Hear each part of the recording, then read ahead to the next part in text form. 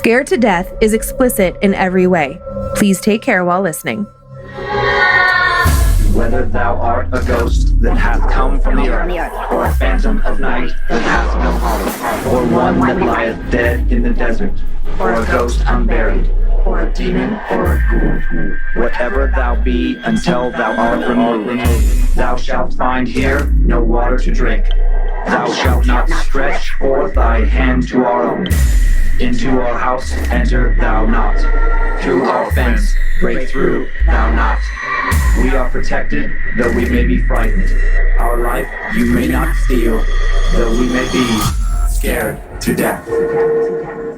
Welcome to Scared to Death, Creeps, Peepers, Roberts, and Annabelles. I'm Dan. Hello, Dan. I'm Lynze. Hello, Lynze. Hello, sir. How are you? I'm good. And you seem like you are feeling much more awake than you were on the recent bonus episode. Oh, my God. That was the most tired I've ever seen you in the studio. You mean when I practically fell asleep? True, when you fell asleep sitting up. If you're a Robert or an Annabelle, that bonus episode from August is so funny. And I even put it in the description. I was like, sorry, guys, I had a really heavy lunch and it was really hot in there. But I just was doing that thing that every person has done in some academic situation where your teacher's droning on about shit you don't care about. And you're like,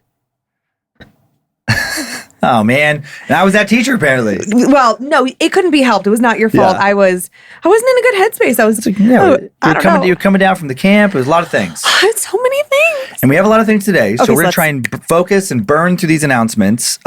Starting with a really quick just thing. We have Layla tattoos. Mine is just healing, so it looks a little dry. I know this. Well, we have them on socials, I believe. My guy's upside down. Yeah, so not the best really. with our camera angles, but thanks to Will XX for actually coming in after camp and tattooing us with our Layla voodoo doll, little tattoos. I mean, like it's Right an after exact camp. replica. It's really cool, and you can find him Will XX. Mine's upside down. He does San Antonio, Salt Lake City are his primary locations for tattooing. He's an awesome dude, big fan of the show, good friend, and then he'll travel to other locations as well. Merch announcement that is super cute. The new Cute Cryptids collection is now available for little creeps and peepers. It's so cute.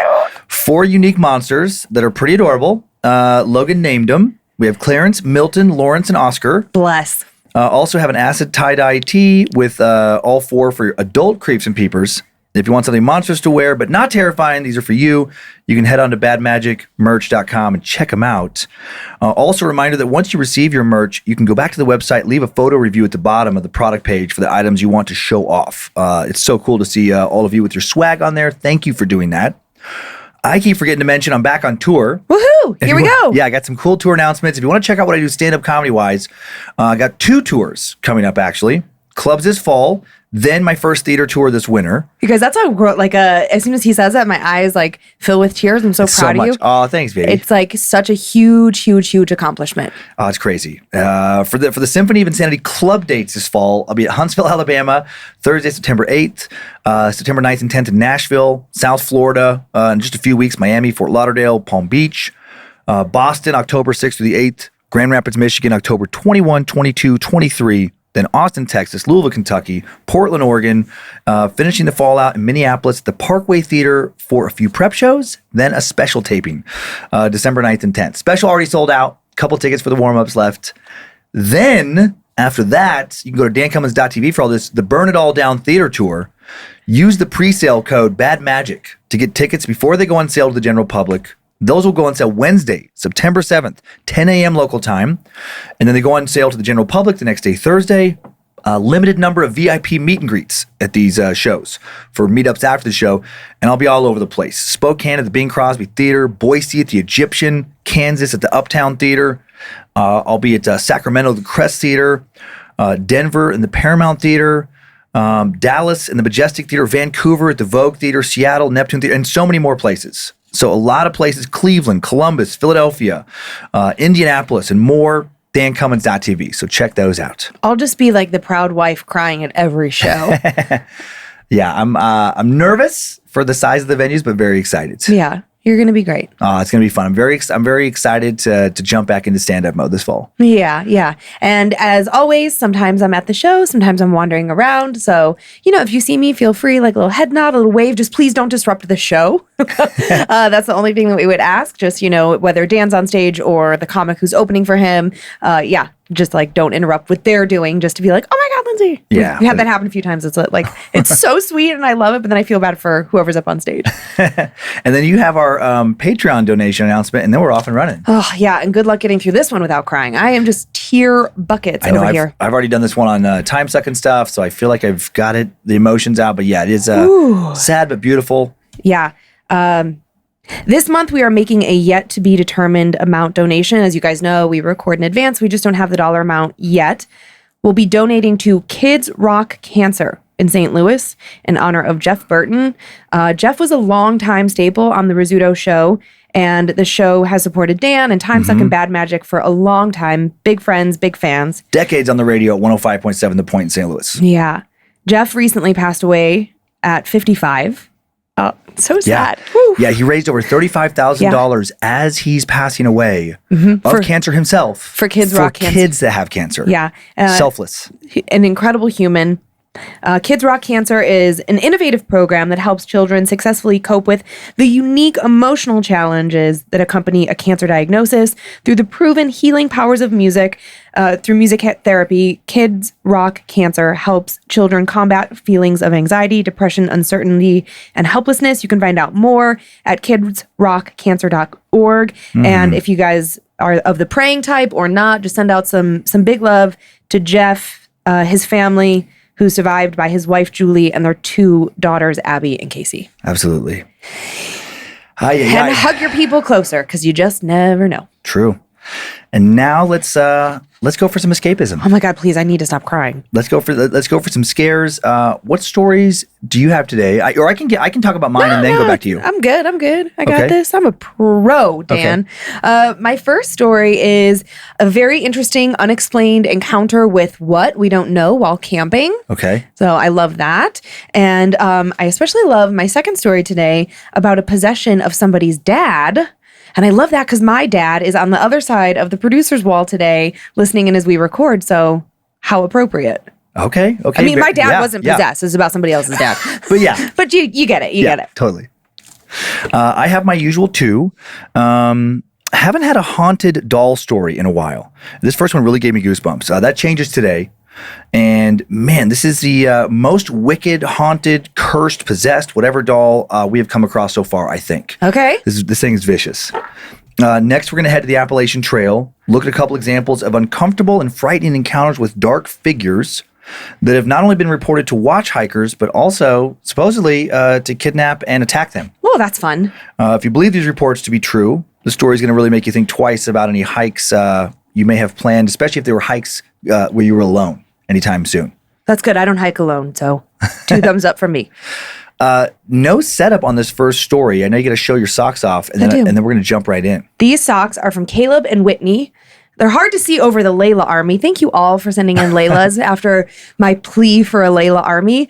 These hysterical socks say, a shitting rainbows kind of day. It's very funny.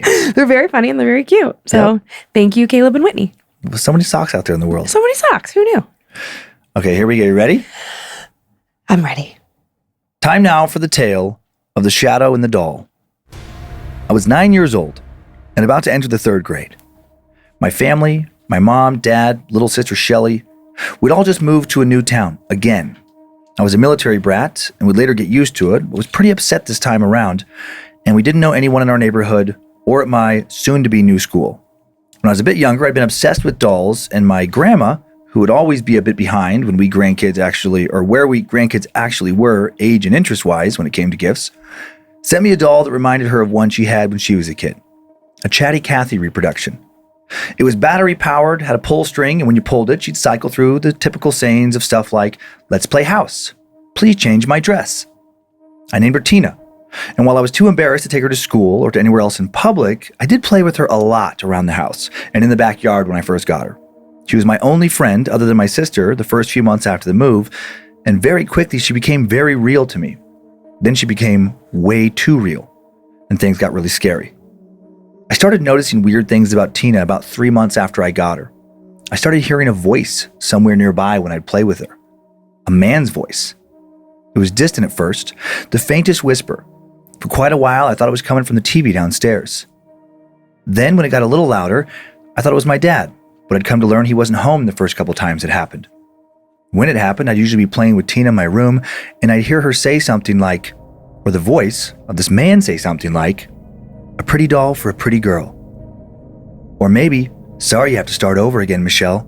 Your mom and dad shouldn't do that to you." I heard those phrases clearly, like someone was saying it from just outside my room, or from the other side of my room. "Who are you?" I finally asked, hoping this was all somehow just my imagination.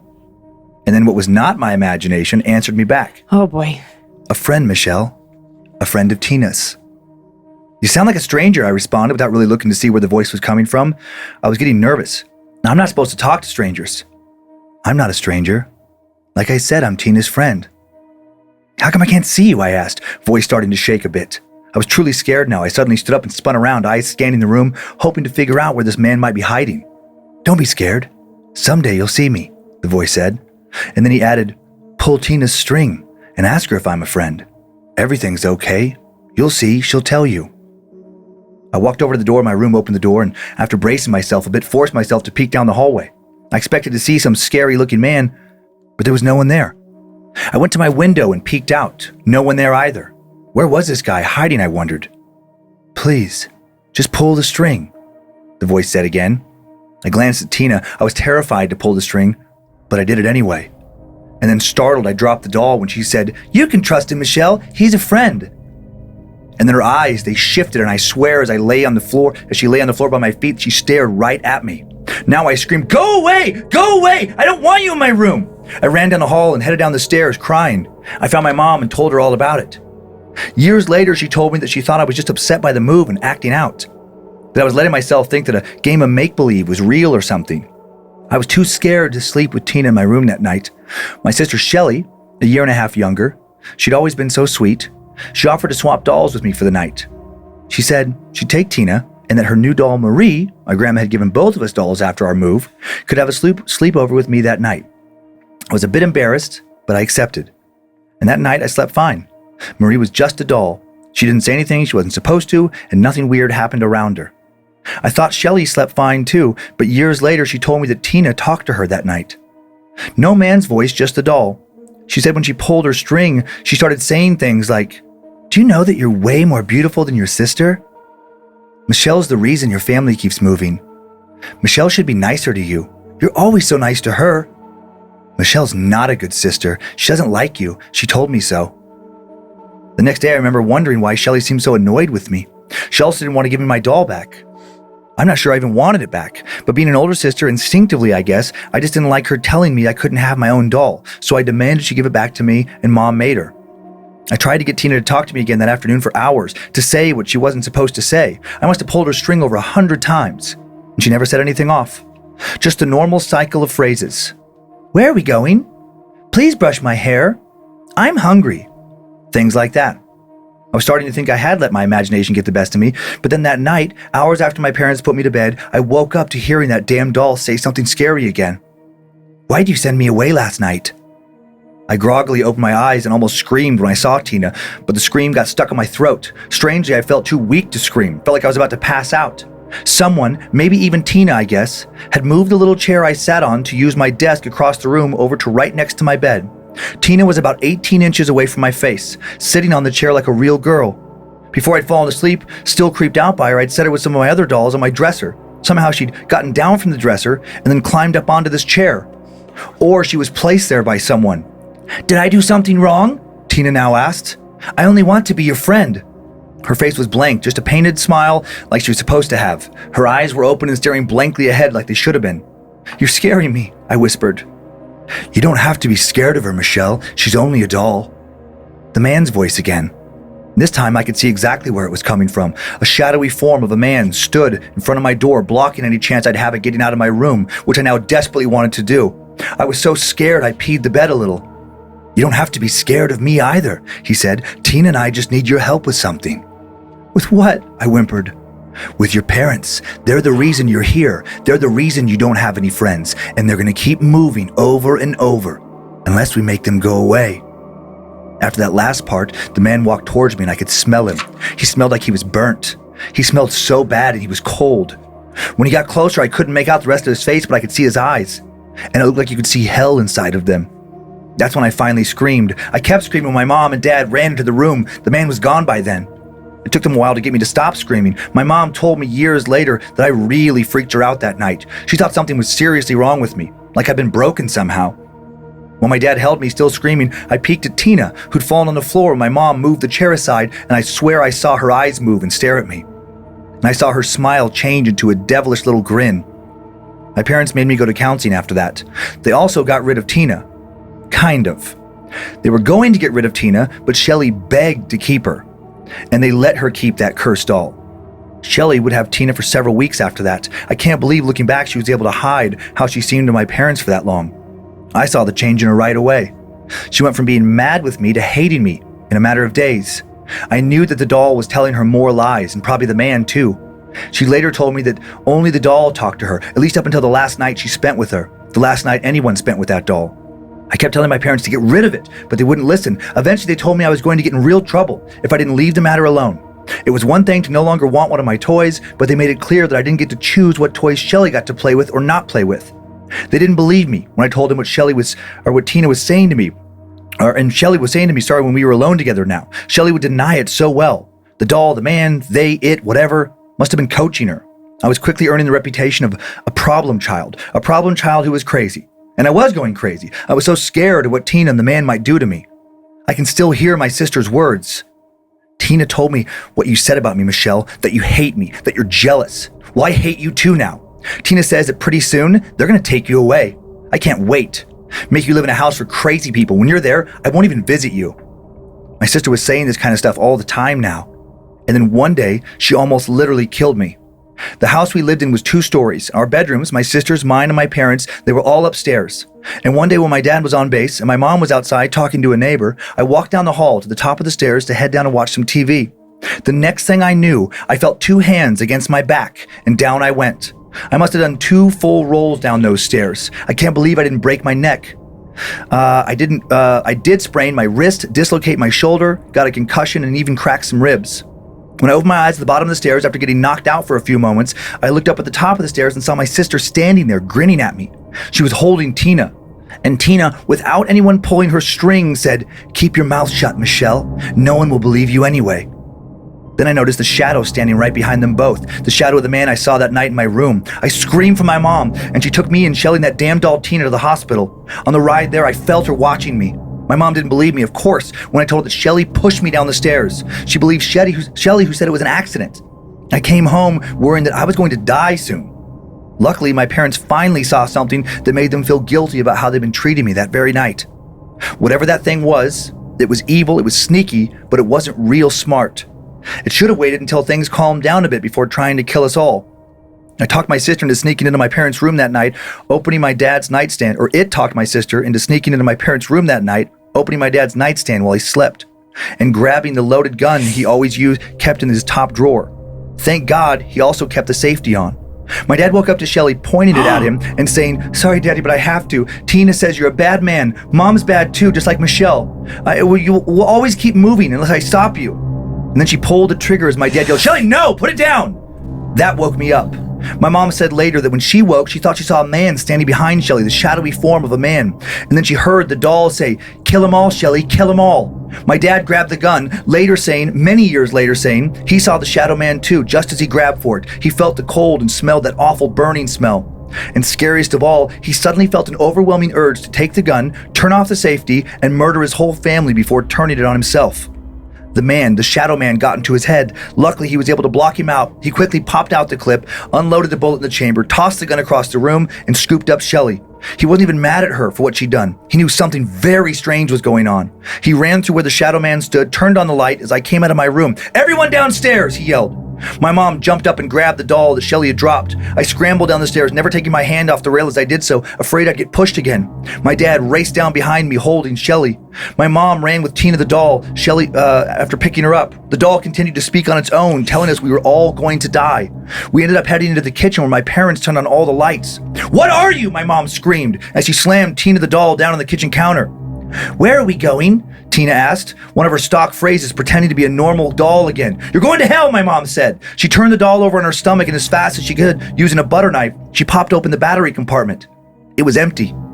My mom screamed, "Daryl, the damn thing is possessed." My dad handed off my crying sister to my mom, grabbed the doll, held it high, violently smashed its head down against the edge of the counter over and over again. Then he took the shattered thing out to the driveway, grabbing a can of gas from the garage on his way there, threw it on the concrete and doused it before setting it on fire. "I'll be back," Tina said, adding a stupid little giggle. "I'll be back to kill you all." And then it started to melt.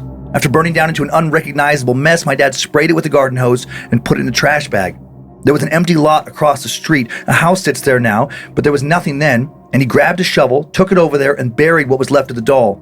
If any neighbors would have woken up and seen any of this, I'm positive they would have called the cops. None of us slept that night. We stayed up and talked about everything. My parents apologized over and over for not believing me. Shelley apologized. She was herself again. My parents, not religious people exactly, but they did believe in good and evil beings. They assured both of us that none of this was our fault. The next morning, my dad had a good friend of his, a chaplain, agree to come over as soon as he was off duty for the day and give our house a cleansing. Incredibly, he believed the whole story. He was convinced that some kind of demon had attached itself to the doll, a demon that could manipulate the doll to speak and sometimes reveal its shadowy form. He both cleansed and blessed our house. He even went to where we buried the doll and prayed over the remains. And then that was it. The horror was over. That all happened a little over 26 years ago now. And I've never had another paranormal experience, not even hearing strange bumps in the night. Neither has my sister or parents as far as I know. We never told my grandma all that happened. Why upset her? But my mom did ask her where she got the doll. She said she got it from some thrift store. I've long wondered who had it before us, and if they knew what they were getting rid of, and gave it to someone else when they dropped it off. I wonder if they did something to invite that thing in, to let it attach itself to that doll. So many questions, and I try not to think about any of them at night. I hate knowing what's possible now, that at any moment, any of us could bring something like that into our lives, something that just wants to hurt, destroy, kill. Sorry, I probably shouldn't put thoughts like that out there.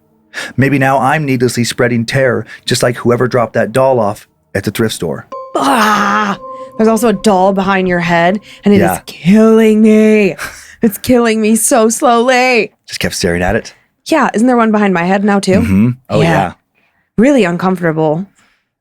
Yeah. Itchy, wow. So before we talk about, I have a few pictures of what this doll would have looked like, roughly. Okay. So this first one is just a pic of a vintage Chatty Cathy doll.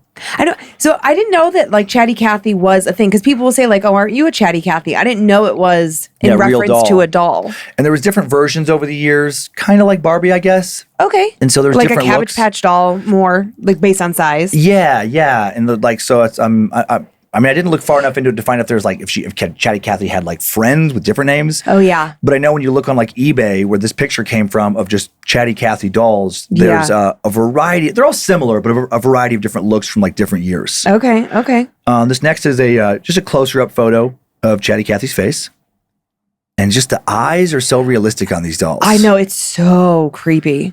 That's really, really creepy. I mean, if any part of this story is true, it's like a real life, like Child's Play type Wow. situation. Like full body chills. so not liking it. And then just one more, just a different doll that I just thought like the type of photo they took of it just looked extra creepy. It's just that uncanny valley that happens with dolls. It's a little bit too lifelike, but not lifelike. I know that one has the most realistic looking eyes. Mm-hmm. Our dog has realistic eyes. True, especially Gigi has realistic eyes. Yeah. Gigi has human eyes. Yep. Ooh. Okay. Well, first of all, love those parents. I love those parents so much. Not Darren's at all. Not doing the thing that so many of us feel like we would do in that situation if it was our kiddo. Like, oh, you're fine. It's not a doll. It's your imagination. Yeah. Like, well, they did it at first. They were but it worried. was quick. Right. But as soon as they saw anything at all themselves, they acted. Yeah. And they weren't. It just seems like they weren't.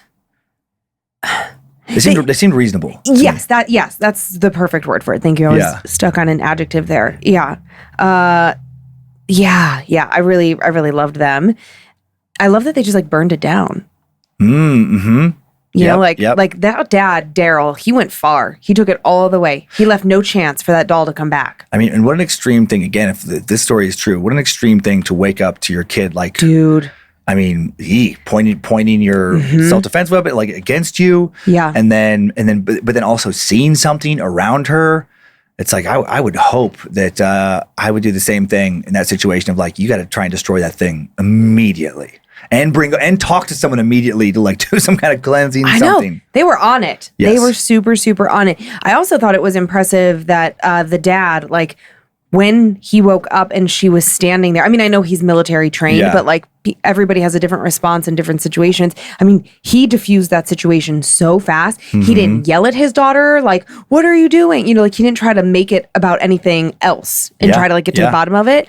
When they got downstairs and then the doll had no batteries in the back of it. Right. I was like, oh no. That was maybe the worst part about that whole story. Yeah, that little moment. Yeah. Oh, I know what I was thinking about when Shelly was standing by the bed. I was thinking about how all the times like your kid stumbles into your room in the middle of the night, like, I have a bellyache. I don't feel good. And you're always like a little out of it, like, what? Am I dreaming? Imagine that. Imagine like your kid comes down to get you like, Mom, Dad, I don't feel good. And then you look over and you see them, but then beyond them, you see something. Ugh. That was really, really scary. Yeah, when she like groggily woke up to the doll and behind the doll was the form. Eek. Oh, no, I meant when they were when the daughter went to the parents' room with the gun. Oh, yes, at the end of the Yes. Oh, yeah. The doll somehow dragging a chair over to to Michelle's bedside and sitting on it and being like, hi, Michelle. Na. Imagine if you could see like security camera footage type footage of that happening. Yeah. Of like the chair just on its own sliding, maybe the doll just kind of floating over, or even worse, the doll actually mimicking human movement and like climbing down the dresser, walking across, climbing up the chair. Yeah, exactly. It's little like plastic shoes against the hardwood floors. Eek. Oof. Woofda. That is something. That is something. Ooh. Last thing that I'll say before we move on. It smells like burnt paper. Now that has come up a couple of... I didn't, if I said paper, I misspoke, or if you heard that. Or the burnt man. I thought you said he smelled like burnt paper. Just smelled like he was burning. Like he was burning? It was way back when, very beginning, like I had this fan story about a car accident, I want to say, and the smell of burning flesh, like smelled like burnt paper. And we have had other people in the course of this show write in about like, and it smelled like burnt paper, or it smelled like burning flesh. I think that there might be another entity out there that we don't give enough, I don't know, credit or... acknowledgement to, where it's not the Hat Man, it's not a Shadow Man, it's like this burnt man. I always assume just with as far as different kinds of lore, there's the demonology lore and the smell of sulfur and the smell of like, which is kind of related to like volcanoes and things and not always, but like hot springs, but it's like a hot type smell. Yeah, I always associate burning with some type of a demonic like smell. Yeah, I don't think that you're wrong, but they didn't say that it smelled like sulfur. It's like, I think that I think there is, as we uncover so many different things here and we explore and question, it's like, I have to wonder if this like smells like burning, smells like burnt paper, smells like flesh burning, if that is a different entity or demon in itself that just doesn't come up that often, so we're not as familiar with it. And there could be just so much overlap too, where it's like, we've talked about that with different people where the word demonology comes out of like, Western Abrahamic religion, religious lore, but then there's, other religions that have their own form of basically an evil paranormal entity that just takes on different names. So there could be some creature like the shadow person could be the demon, could be the jinn and all these other entities. Sure. Yeah. Based on your beliefs, it could morph and change. Is that what you're saying? Yeah, like the semantics change around the entity that probably does not change. Yeah. Interesting. Okay. You got anything else for the story? Are we ready to move away from it? I am ready to be done with dolls. Now for a creepy series of outdoor encounters with strange humanish entities at night. A little bit of setup at first on this one. The Appalachian Trail. I know some people say Appalachian. We've gone over this. It's a whole thing. We get it. We don't need the emails. Thank you, though. The Appalachian Trail is definitely one of America's most famous hiking paths, if not the most famous. Might also be the most haunted. Should you hike its entire length, the massive journey spans close to 2,200 miles, runs from Maine to Georgia, longest hiking-only trail in the world. For many, completing this monumental journey serves as a major point of pride. Even hiking a smaller segment can be a big bucket item list, an impressive accomplishment of strength and perseverance. Hiking the trail is even spiritual for some. So much natural beauty. From the mountain vistas to the gorgeous sunrises and sunsets and all the different terrain, it's no wonder it attracts so many visitors every year. The trail averages roughly 3 million annual visitors. Wow. Yeah, so many. I wonder how many know exactly what kind of risks come along with all that beauty. Much of the Appalachian Trail is desolate and remote, cutting through mountains and thick forests. And when you've been hiking for a few days and haven't seen civilization in a while, your mind can start to play tricks on you, make you think you're seeing things that aren't real, or maybe not. Maybe what you're seeing is absolutely real. Maybe you're seeing something supernatural, perhaps some kind of otherworldly creature, or people who have been living in the wilderness for so long that they've forgotten what it means to be human. People who've made a pact with something not human that made them forget who they once were. Maybe they were once a hiker like you, but then got lost, encountered danger of some kind, and for some guarantee of safety, struck a deal with dark forces beyond their control. While the Appalachian Trail has been a source of beauty, again, for many, it's also been a source of terror for some. Let's explore that terror now. Time now for the tale of dark mysteries along the Appalachian Trail. The stories about the Appalachian Trail go all the way back to America's earliest days. Many have claimed for centuries to have seen strange lights and orbs along the trail. But the scariest sightings have been humanish figures, and the more recent claims seem to provide the most details. In May of 1972, one hiker claimed to see a ghost from another time. The hiker was walking alone when a heavy ground fog began to surround him. He looked up, and then inside this fog, he saw what he first thought was another person, walking with a heavy coat and wide-brimmed hat. Strange, the hiker thought, not the usual type of garb people usually wore along the trail.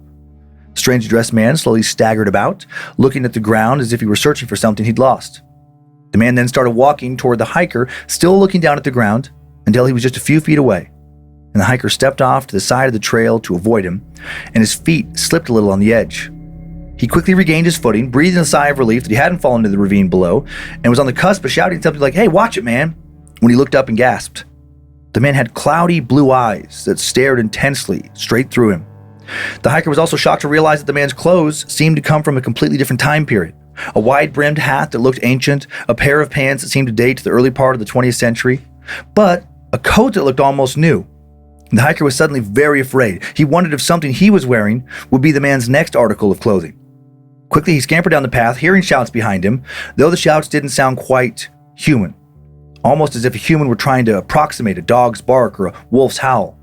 A couple yards away, he turned around just to make sure that he had a good description of the man if he decided to report him to authorities, still hoping it was just some crazy weirdo. But when his eyes swept back along the narrow path, the man was gone. The hiker hadn't heard any footsteps behind him, nor any rustling in the bushes that would indicate the man had walked out into the wilderness. He'd simply vanished. The hiker quickly returned to where he'd encountered the man, trying to discern where he'd snuck away to, look for tracks. Nothing. Didn't see, hear anything. He'd somehow ran away completely silently with superhuman speed, or literally vanished into thin air. Later, he started to think that this man didn't completely disappear, though. He started to wonder if he was still somehow hiding nearby. Because for the rest of the trip, which now wouldn't last very long, when this hiker heard an animal's call or the rustle of the breeze through the trees, it would sound a little off, like an imitation of what the sound was supposed to sound like. After only a day of this, he decided to call off his hike and leave the trail. He was terrified about what might be waiting for him out in the woods, and he headed home before he saw that strange man again, or something worse. A decade and a half later, in 1988, a different man was hiking along the trail when he noticed a bright light coming from the forest next to him at dusk. Not wanting to bother anyone, he didn't investigate, assumed maybe it was light from some kind of distant cabin or something, and he set up camp somewhere close by. He soon drifted off to sleep, and then awoke with a start. As his eyes adjusted to the dark, he saw two eyes peering back at him. A man was leaning over his hammock. The hiker yelled out, and then the man quickly fled, yelling, "He's awake! He's awake!" The hiker had no idea who the man was yelling to. Terrified, he quickly packed up, put as much distance between this guy and himself as possible, a distance that no human being would be able to travel unless they were right behind him. Hopefully, he told himself the man was just some petty thief, looking for an easy mark. And he was not an easy mark. To reassure himself he'd be okay if the man found him again, he touched the 6-inch blade at his waist. He thought when he brought it along, he'd only use it for cutting food or whittling, but if he had to defend himself, he had it.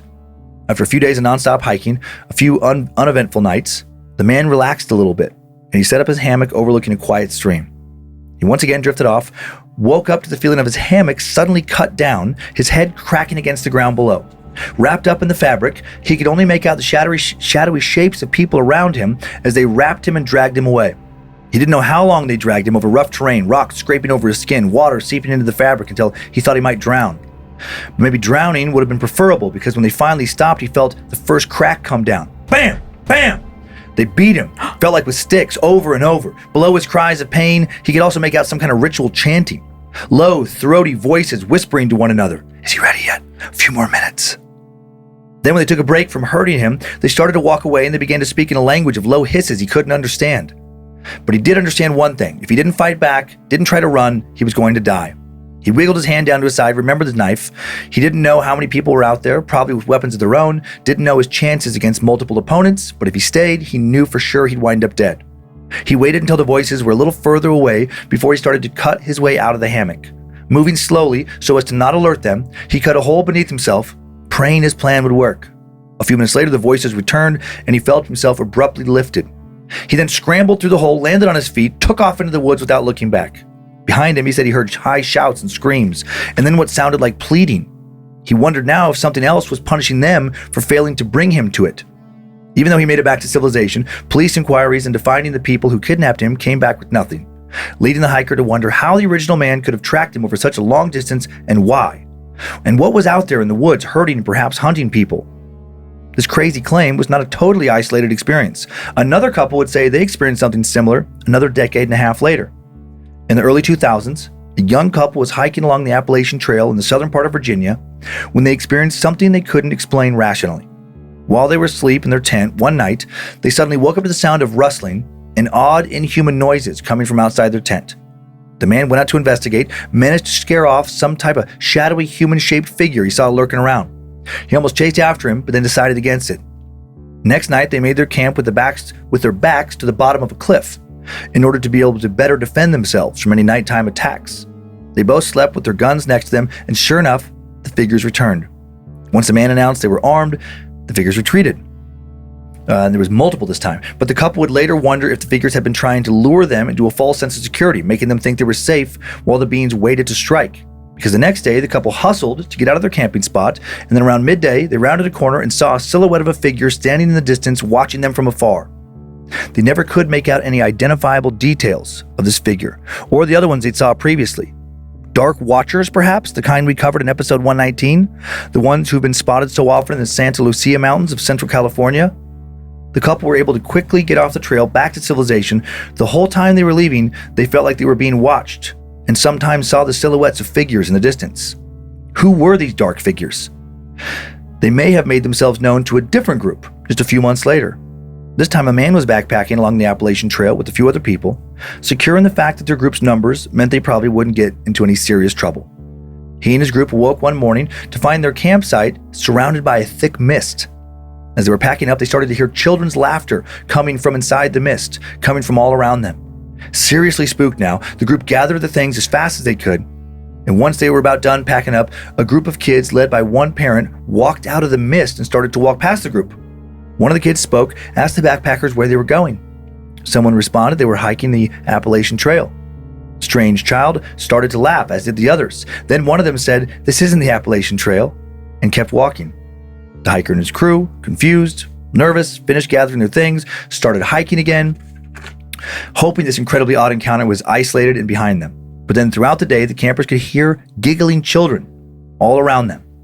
Also, the curves and climbs of the trail didn't seem to line up with their map.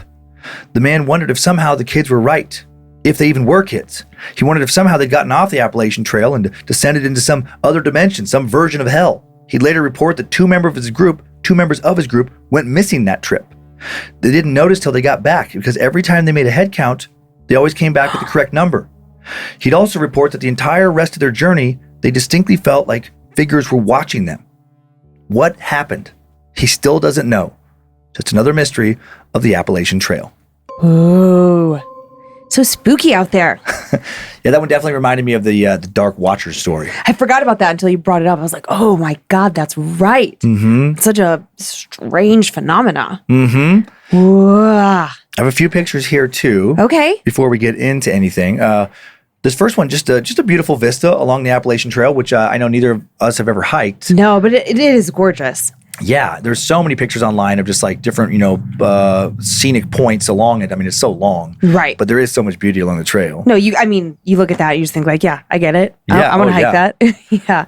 This next one's another cool pic of just a different view along the trail. Cool. Yeah. And then I wanted to find at least one picture of like how the woods looked at night. So here is that. Where it is interesting, like with the woods. As someone who we both like to be out there hiking. Yeah. But it is amazing, and maybe it's instinct because we used to be able to. We were more apt to be attacked by predators at night, like early humans. But it is funny how something so calm and peaceful and beautiful, that exact same kind of view can become so foreboding and just scary at night. Well, shadows, like that alone, there's like the lack of light, the shadows, the sounds. It just gets so quiet at night, and then all these other sounds become so more crisp and clear. So like looking at that photo, I just think like not only do I see it, but I feel it, I hear it. Yeah. Like I'm just like, oh God, I want to be out there. Feel more helpless and vulnerable when you can't see as well. Yeah. Last one, just a dark, shadowy figure. Somebody's a picture. And this might be photoshopped or maybe they did I don't stage. care. That's but creepy. yeah, it just reminded me of like what you might see in one of these scenarios. Yeah, whether it's like some creepy unknown thing or just somebody camping, coming back from using the bathroom. Yeah, right? exactly. I mean, it could just be that simple. Oh, so the kid laughter, that is something I hate so much in any of our stories because it never sounds the way it's supposed to sound. Right. It sounds like a weird kid laugh track. It's so uncomfortable. It's like... Yeah, like when it shows up in movies and TV shows. Yeah. Yeah. It's a trope in those for a reason. There is just something very uncomfortable about the hearing like disembodied child's laughter. I know. Because like a child's laughter should be so innocent. So I think it's that juxtaposition against what it should be versus what you're actually hearing. And it's not great. And then, okay, so in the first little tale that you told, the mimicking sounds, that like kind of like threw me. Because it was like, it's like the vanishing man or whatever. And then, things that they think they're hearing, but like maybe it's anytime there's any sort of mimic. Yeah. That's not good because then you can't trust yourself. Yep. Or anyone around you for that matter. Yeah, and then we had the hammock being cut down. Right. Yeah, that was bizarre. Weird little story in the middle there. Yeah, I mean, that guy's lucky he got away. And so fascinating that as he was running away, it doesn't sound like they chased him at all, but that they were immediately begging for forgiveness or something, whatever. It's like, oh, that's weird. I know. I've never heard anything like that, like of let's just say they were trying to obtain a sacrifice. Yeah. And then the sacrifice gets away. And then instead of chasing after the sacrifice to, complete the ritual, they're just begging for forgiveness from their gods? No That's idea. New. Yeah, that was a odd detail. Odd detail. Good save. Good save. Odd detail. And obviously, we're always aware that the people posting stories, could be full of shit. Sure. But so for some reason, I'm in moments more apt to believe them when there are just weird details that I've never heard before. I mean, not that you couldn't come up with something more original, and I know it could be, mental illness. It could be just gibberish kind of putting down, but it also, it would be that would be a weird story to make up. Well, what's the purpose of making it up? Because attention or something. Right, but usually they're anonymous or under... That's true. Under a pen name. So it's like, okay, let's just say I decide to write a really creepy story, and let's say I do a really amazing job. Yeah. And then I post it somewhere. So what? So for you're excused. So for one day, 1 month, people are like, oh yeah, this post in this Reddit thread was so creepy. It's not going anywhere. Yeah. Yeah. So it's not, my point is you say oh, well, they want the attention. It's yeah, but that attention is fleeting. It's not like they wrote a book and it's, amazing and it's out there. It's no, it's just going to live in this little online forum. Totally. Different if you're pulling it from a book that, you get what I'm saying. Yeah, no, yeah, absolutely. I know, and I do think that if some people are doing that, again, just going back to what you said all along the entirety of this, the catalog of this show, is everybody doing that? I doubt it. Doubt it. Yeah. Yeah, some people are doing it, for sure. Yeah. But yeah, just one has to be true. Mm-hmm.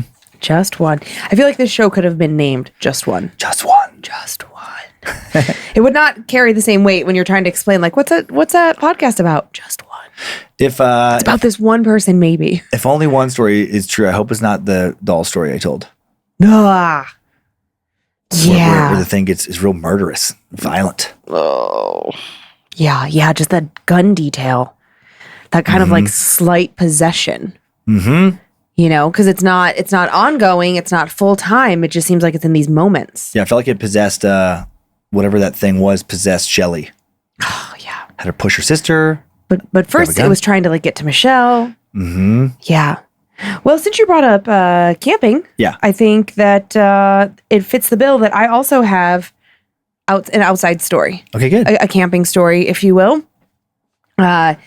It was such a good time of year to go camping too. It's like the end of summer. It's still warm where you don't have to be bundled up really well. Yep. So I feel like these stories are super fun for this time of year. Just like gathered around, doing your spoopy tales. Absolutely. Yeah, I am into it. Well, let us find out. This is such a weird situation, and I'm so interested to hear what you think it could be at the end. Okay. Because it's just so bizarre. And so you're going to have to really follow along closely as we get into the meat of the story. Because it's like, wait, what's happening? Because there's this sort of like back and forth moment. So just be ready for it. Okay. It's okay. It's weird.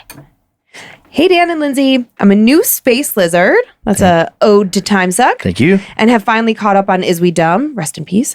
After a week and a half, and needed more to satisfy my need for entertainment during the day, and Scared to Death seemed to fit the bill. After the first episode, I was hooked. Only a few years of episodes to listen to now, and I figure I should be caught up by the end of the month. Anyway, keep doing what you're doing. Now, this story takes place in northwestern Montana, near Kalispell, at a campground on Lower Thompson Lake. My wife at the time... Oh my God.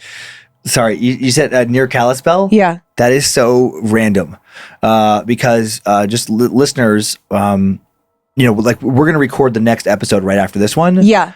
And I had not thought of that area in so long. And next episode, I have a story set near Kalispell as well. How? Like, that is weird coincidence. Well, and also, like I told you before we went into this, because you said like, oh, I have a story about the Appalachian Trail. I was like, oh, in my next episode, I have an Appalachian Trail. And we have not talked about either one of these episodes with each other. That's weird. Something weird is happening. Okay, yeah, sorry. Okay, sorry. I also have a little burp coming. 1 second. All right, there we go. Okay. The story takes place in northwestern Montana, near Kalispell, at a campground on Lower Thompson Lake. My wife at the time, our 2 dogs, a lab and a pug, and I had taken a weekend to go camping and fishing at the lake.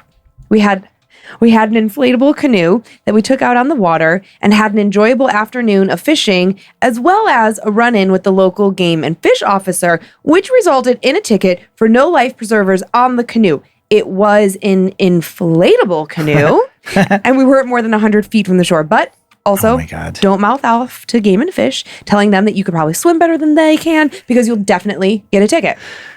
Anyways, we were paddling around the lake and having a good time, looking into the mountains surrounding the lake. I made a comment about wondering if Bigfoot was up there watching us. Now, we're outdoor types of people, hiking, backpacking, fishing, camping. So we've always had good laughs about Bigfoot.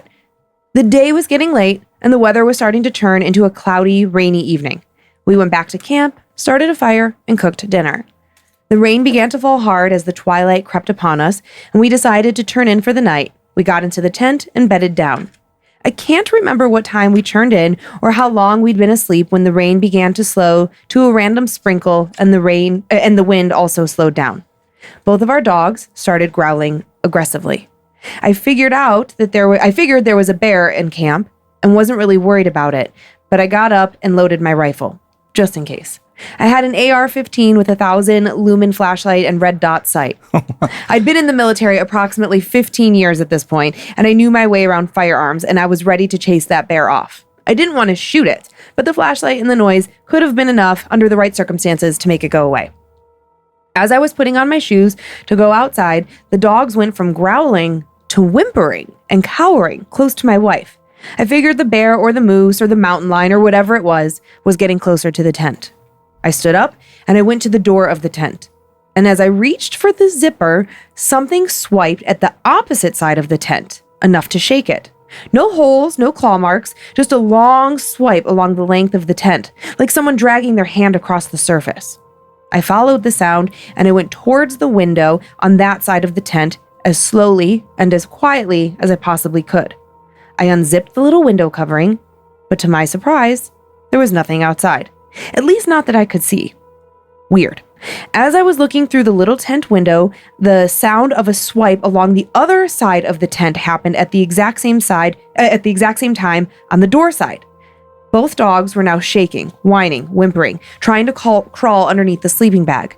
My wife was growing rather concerned, as was I. So now I went back to the tent door and I slowly started to unzip the cover of the window at the top of the door. And instantly, another swipe along the opposite side of the tent.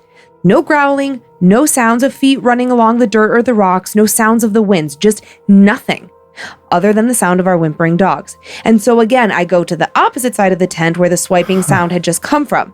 I had left the zipper on the window down just an inch or two, so I didn't have to make any noise unzipping it again. But still, nothing was out there. Just the blackness of the night. And then the swipe happened again on the door side of the tent. I quickly moved to see what it was, and again, nothing but blackness. And now my wife is crying hysterically, afraid that there was someone outside fucking around with us. But there were no sounds, no cars running, no wind, not even a breath other than our panting and our own panic. I decided to head out and confront whoever was doing this. My wife helped me unzip the door as I launched myself into the blackness of the night. Flashlight on, gun loaded, ready for a fight. I swept my rifle around looking for anything, but there was nothing at all outside. No person, no animal, no nothing. The ground was wet from the rain, and I myself was leaving tracks with my bare feet. Surely, whatever had been out there had to have left tracks around the tent. But no, nothing. Okay, maybe branches from the brush were hitting the tent, despite there being no wind and our tent being at least 5 feet from the nearest brush. But we weren't under any trees, and there were no fallen branches near where the tent was. I looked around and I circled the tent a few times, finding absolutely nothing. Other camps were quiet. No movement or noise came from them, other than the faint glow of a dying fire and the random pop that the campfire makes. I stuck my head back into the tent, told my wife to pack up whatever she could carry, and I started the car. I backed it up to the door of the tent, opened the back of our SUV, and she jumped into the car wearing only her underwear. I loaded up both dogs, and we sped away from that campsite, leaving all of our belongings behind. We drove back to Kalispell that night, home where we were safe and sound. We both fell asleep in our bed, exhausted after such a weird encounter. When we woke up the next day, we discussed whether or not we should go back and get our stuff. Ultimately, we opted to go back and collect our possessions. I felt like we were going back to the scene of a crime, back to the location of a terrible accident. When we arrived at camp, everything was left as it was the evening before. Nothing was touched or moved, nothing was torn up or destroyed. We collected our belongings, packed the car, and left the area. To this day, we have no explanation as to what occurred that night, what was swiping at our tent, what was out there in those woods. I'll never forget that night, and I'll never camp at that location ever again. I like that one. I like that it was just focused on this one sequence of details, because sometimes these stories, and that's how they really happen, of course. They're going to lay out in a more narrative form. Yeah. As opposed to just like a scene of just one sequence of events. Sure. And that thing where it was, before I actually say this next part, I also loved when they phrased it, the writer switched fish and game to game and fish. Just that simple switch is so funny to me. Just like when you see like a warden from Game and Fish. I'm like, I wondered what you were writing down so frantically. I just thought that was funny. It's one of those Game and Fish people. I've just always heard it, the other way so many times. For some reason, that just made it feel like a goofier agent or something. like it was the B team of the fishing game. You get the Game and Fish wardens. But I love how you get hung up on silly little details like that. Like I would have never noticed that. Only because it creates a little scene in my head, and for whatever reason, that one it just painted a picture of like a really incompetent like game warden. Okay, I wondered where you went because out of the corner of my eye, I was like, he is not. I mean, I knew you were listening. I'm not accusing you of not listening. I'm just saying I could see I can always see it in your eyes when something else is happening. Yeah, like his badge is upside down or something. But it's like the Will Ferrell, right? Exactly, the Will Ferrell of fishing game wardens. But the swiping, because it sounded like it was happening almost simultaneously from different sides of the tent. Just like a back and forth, back and forth, back and forth. Like I'm at this side, shoop. Now I'm on this side. Shoop. And to have no tracks around that, like no game tracks. And I was thankful that they included the detail of no tree branches were, because that happens a lot. I mean, and I've gotten scared about that, where you're sleeping in a tent and like a tree branch moves along and it can just make like a kind of a, akin to like a scraping sound. Yeah. And then combined with the shadow, it can almost look like, depending on the branch, like a little arm or something out there, like stroking the side of your tent. But if none of those were in reach, what the hell was that? I thought I was very grateful for the detail about the tracks in the mud, because I had that thought as I was reading it. I'm like, well, you're going to find something when you go out there. So no tracks in the mud. Yeah. So something floating on by. Right. Something that doesn't leave a trace. I mean, does the shadow man leave footprints? I don't know. And if it was just on one side, I mean, I might like bats or something more. Oh, okay. You know, but just the way it was happening both sides, and then they when it went out there, they didn't see anything. Because chances are, if there were so many bats in the area that they're bouncing off multiple sides of the tent at the same time, when you pop out, you're probably going to see them. Yeah, probably going to get whacked in the head with one. Or like when you turn on your lights in your car, like, you know, like you're going to see them. Yeah, I would think, or you hear them fluttering around. Well, and the dogs were so upset, and I thought it was a specific detail that they went from growling to cowering, and that means the dogs are really scared, right? I don't think a dog would cower over a bat. No. They might be annoyed. They might get a little frantic, but... I would think kind of like when a dog sees a bird, it just gets more amped up. Yeah. Like it wants to go chase him. Yeah. So for the dogs to be so scared, I imagine them like picking up on a bad energy. Because it's not that they're seeing anything. So first they're protective of their owners, and then next they're freaking terrified. Yeah. I also had a weird thing happen. I went to like write that note. What distracted me? What happened to your pen? I don't know. I used this book as I used this book as a bookmark in the big book of stories for my closing announcements. And I went to pull it out, and it had this pen in it. And one of these pens, I've never done it, but it just like I went to write in it, but I grabbed it, and half of it just silently broke off and just slid out onto the floor. So I was trying not to distract you, and luckily I had another pen over here. But I'm like, well, that's weird. I've never had that happen. You were futzing about a little bit, and I thought, what is happening? But I didn't want to stop. Do you need a different pen? No, are you happy with your choice? I got it. Okay. I got one. You're with your substitute? All right. Possessions, huh? Yeek. I think I find possessions so terrifying because that loss of control. Like, if something possessed my body in any way. Oh, yeah. That you're not yourself, that maybe... What if it's not consistent? It comes in and out of you. You don't know when it's going to happen. An invasion. Ugh. Yeah. Yeah. And just, to be so, oh man, what is the word? It was on the tip of my tongue a second ago. Violated. Vulnerable? Oh, violated. Violated, where to have something like in you. Yeah. And controlling, you're affecting your mind, affecting your body. I mean, that would be like such a violation to like, if you were aware that you were saying hateful things to people around you that you weren't actually saying. Yeah. But something was just using you like a puppet is terrifying. Yeah. And this particular possession story really struck me because the person being possessed is a hardcore skeptic. And that for some reason just always feels like, oh man, even worse. Because they're going to be the last kind of person to believe that this could be happening to them. Absolutely. Yeah, which then to me gives it more validity. Let's check it out. Hello, my name is Jessica, and I'm Hi, Jessica. And I'm a huge fan of the podcast. I'm definitely a peeper, and I actually have no idea why I keep listening to this podcast on my way home from my night shift job. You can catch me often turning on my lights and checking the back seat on the way home. Anyways, I knew I had to share my experience with you guys. In 2015, my family was going through a really hard time. We'd been evicted without notice from our house, but we had an aunt that lived in rural Alabama who was able to help us out.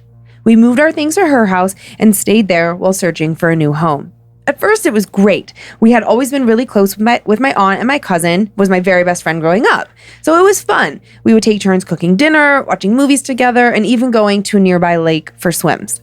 One day, about 4 days into our stay, I went to check the mail for my aunt and noticed there was a letter for a person for a name I didn't recognize.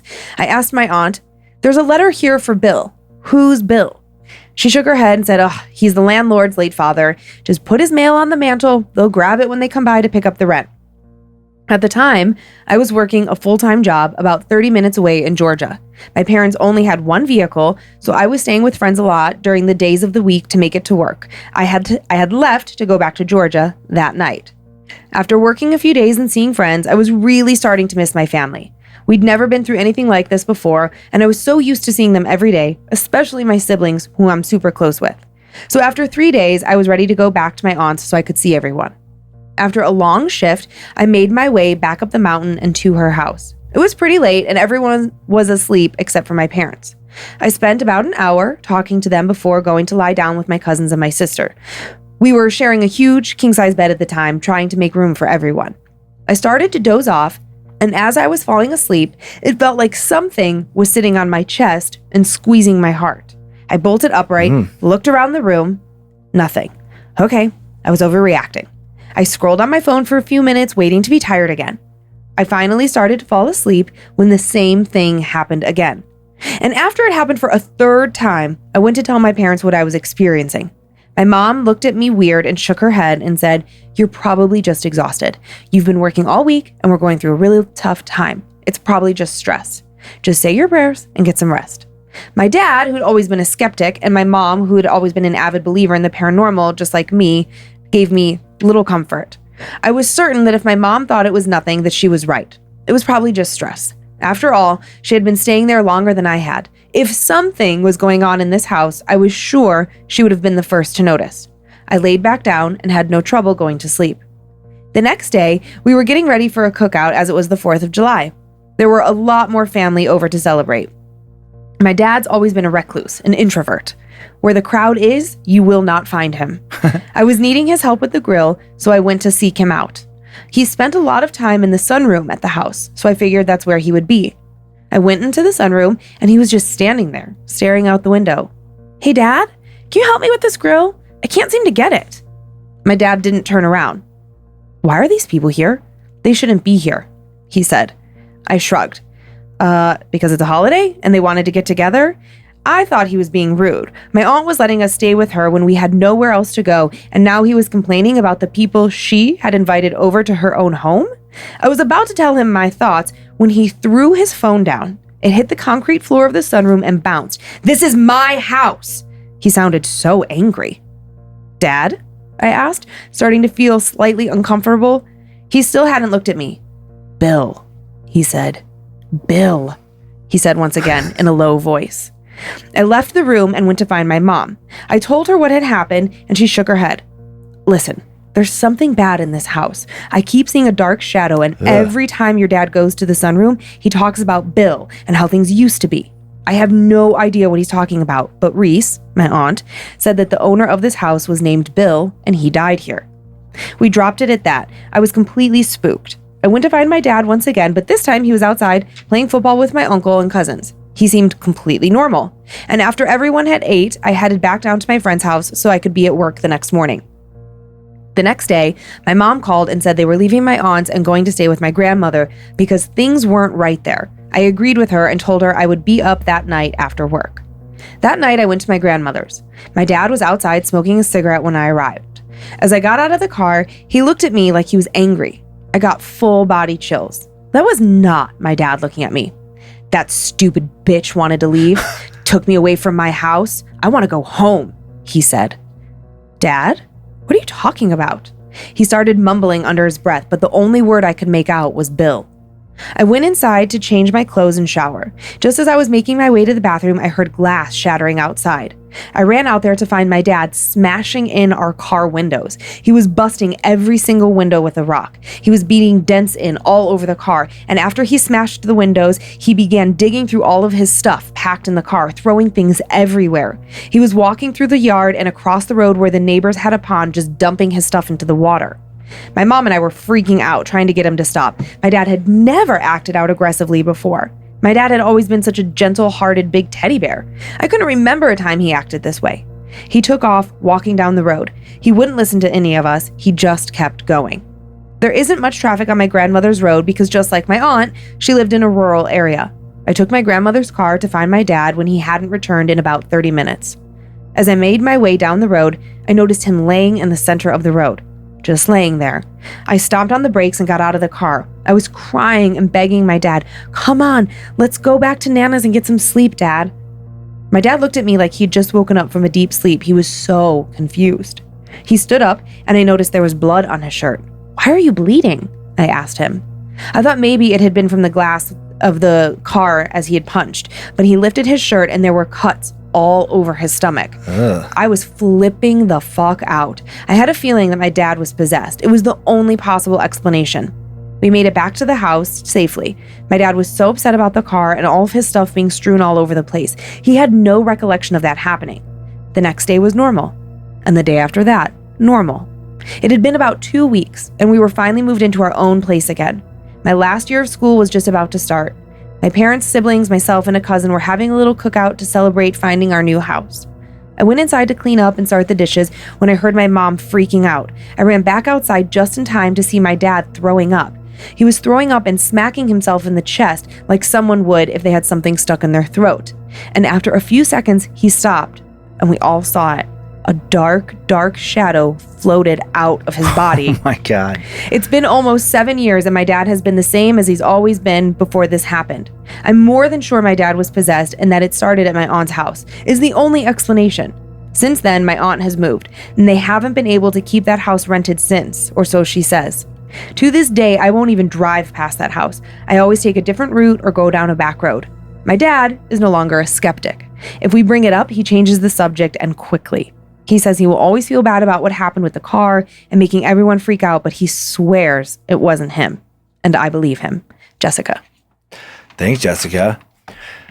I don't know that I've heard that on one of our stories. I've seen that. I know I've seen something similar like in horror movies and come across in other stories, but that maybe we've had a story that's come up, but the actually visually witnessing something come out of someone, like a little shadowy thing, and then have them be normal again. Wow.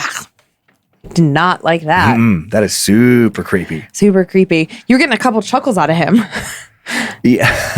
Yeah. I don't know. Just my reaction. Just more like surprise, maybe like nervous laughter. Like, I knew it wasn't funny, but just like the shocking things, like, "Oh, this bitch made me come over here," those type of things. Yeah.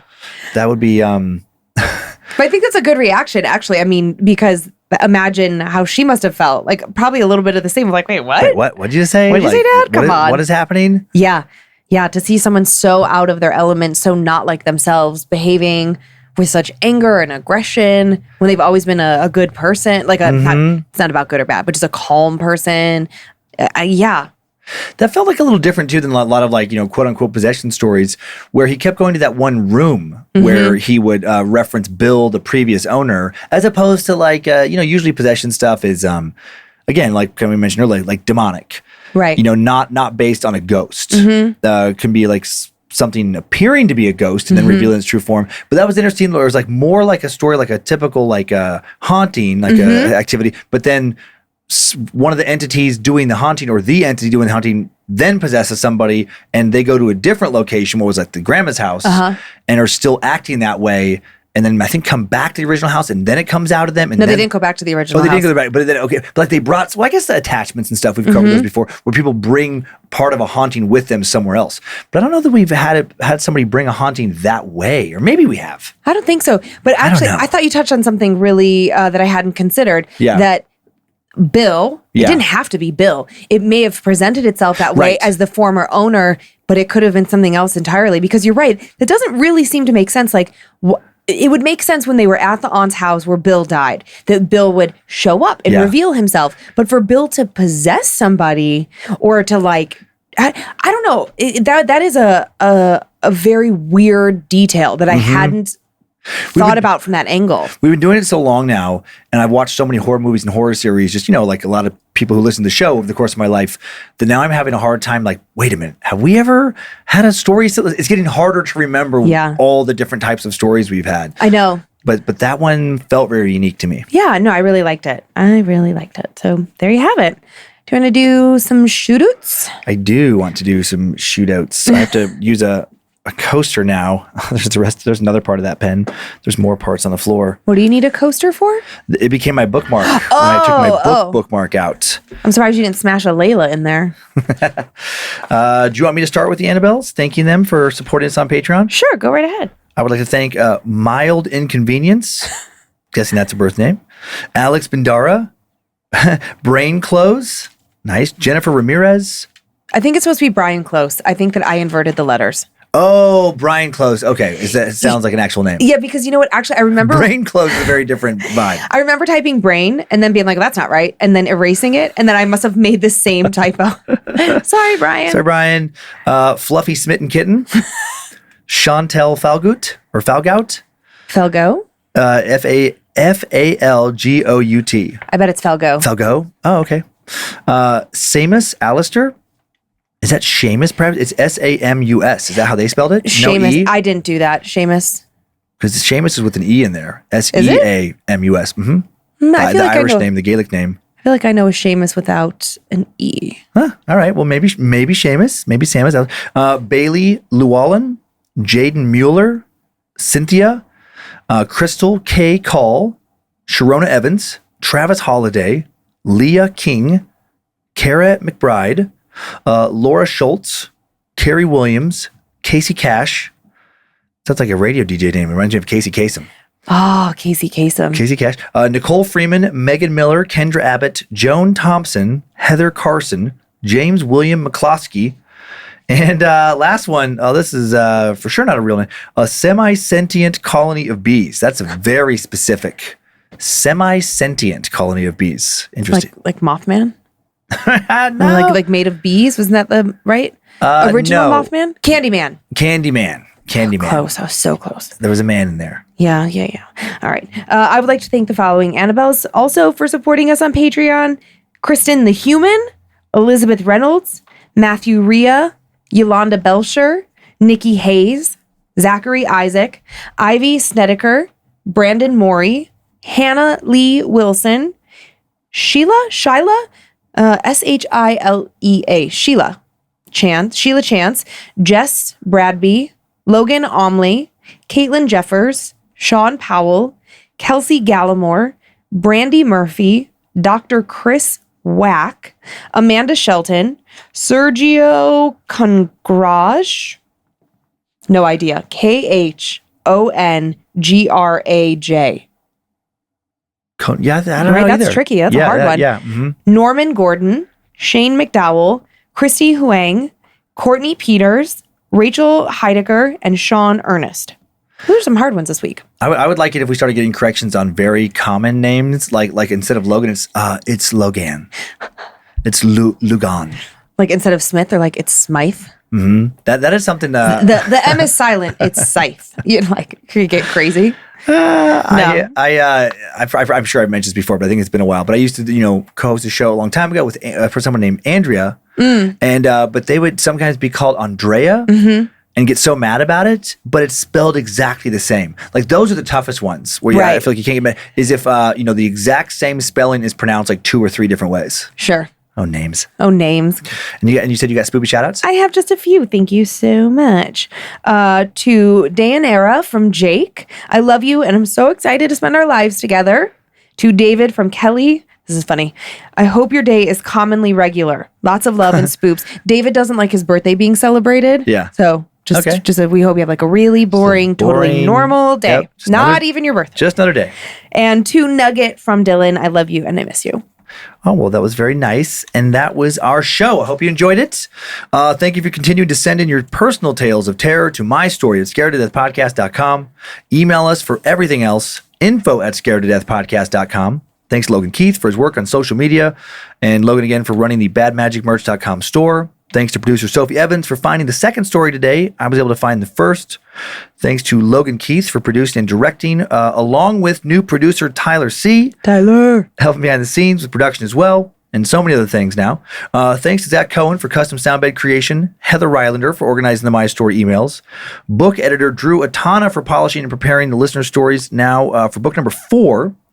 And yet again, I think this is the first weekly episode we've talked about. Yeah, Tyler's been doing a great job. So we are so happy with our new producer. So we can't wait for more of you to meet him. And a lot of people met him at summer camp. We talked about that on the Patreon episode, but not in the regular feed.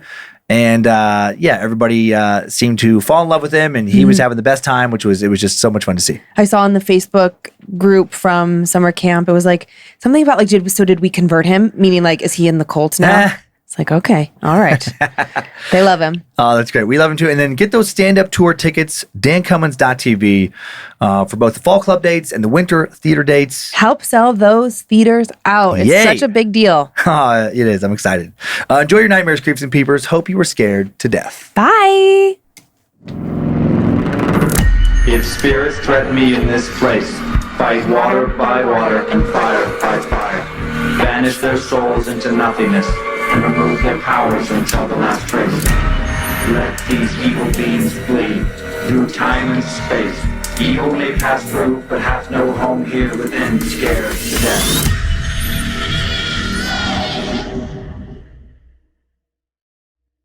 Mad Magic Productions.